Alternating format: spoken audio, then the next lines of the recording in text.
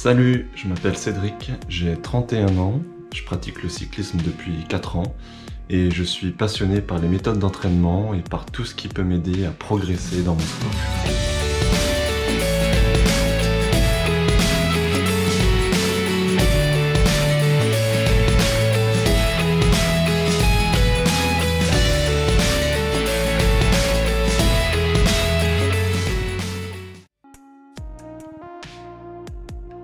Il y a 3 mois, j'ai décidé de faire une pause vélo parce que je voulais me lancer pour la saison 2020 en trail, notamment parce que mon meilleur ami fait du trail et donc je voulais passer plus de temps avec lui. Et en même temps, ça me permettait de diversifier ma pratique et de moins me lasser.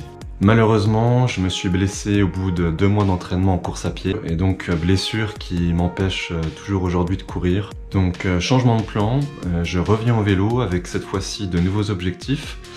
Le premier, retrouver le niveau que j'avais avant la coupure.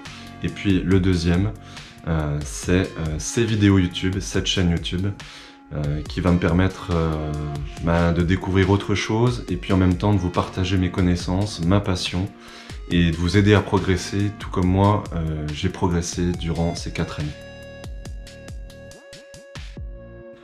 Je ne suis pas coach, je n'ai aucun diplôme dans le sport. Simplement, je suis enseignant et ce que j'espère, c'est que vous retrouviez la pédagogie que j'ai avec mes élèves dans mes vidéos. Comme je vous le disais, moi ça fait 4 ans que je fais du vélo. J'ai commencé en 2016, à l'âge de 27 ans, donc plutôt tardivement.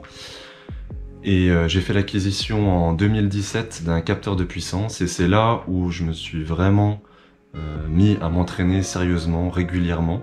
Et c'est là où mon niveau a commencé vraiment à augmenter très rapidement.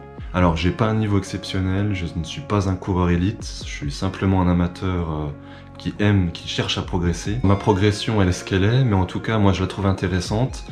En l'espace de 3 ans, avec quasiment aucun passif sportif, je suis passé d'un FTP de 250 watts à 300 watts pour un poids qui a toujours été plus ou moins le même, soit environ 72 kg. Je suis donc passé d'un FTP de 3,5 watts au kilo à un FTP de 4 watts au kilo. Alors plus concrètement, si vous n'avez pas de capteur de puissance, pour vous donner un ordre d'idée, si vous faites les cyclosportives de votre région, moi je suis passé des milieux de classement, environ 100e place sur 200 participants en gros, à des top 20 réguliers. Comme je vous le disais, j'ai fait l'acquisition il y a 3 ans d'un capteur de puissance et voilà, je ne peux plus m'en passer. Donc je vais beaucoup vous en parler, comment est-ce que je l'utilise, comment est-ce que je m'entraîne avec, comment est-ce que je planifie mon entraînement, comment est-ce que j'analyse mes séances. Je vais beaucoup vous parler de chiffres, mais pas seulement. Mais je crois que si on suit des objectifs, si on cherche à progresser, il faut s'attacher aux détails. Alors pas de panique, je sais que tout le monde n'a pas de capteur de puissance. Je vais aussi beaucoup parler de la fréquence cardiaque. Donc vous aurez toujours les équivalents, pourcentage de fréquence cardiaque, pourcentage de FTP. Je vais aussi faire un petit peu de vlog parce que je trouve ça intéressant, inspirant. Par contre, je ne vais pas me contenter de vous montrer simplement mes entraînements.